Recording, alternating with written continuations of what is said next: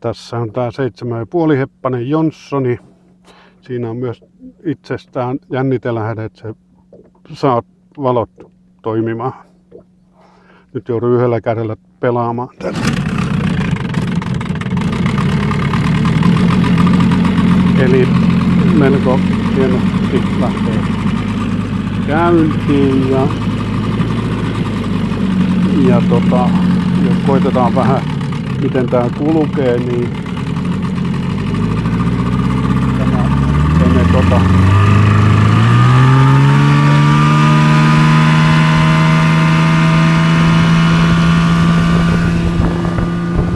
liukuun menee tämän kanssa kevyesti ja nopeus GPS:llä mittasin, niin oli 26 kilometriä tunnissa.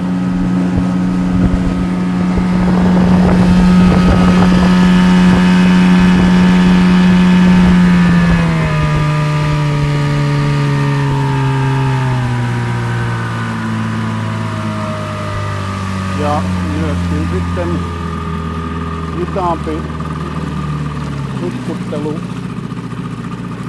uistimenveto onnistuu kevyesti. Toi kaksylinderisenähän tää käy aika hienosti ja värinättömästi. Vaikka tuo koppa tossa niin vähän heiluukin, niin se ei välity tähän veneeseen.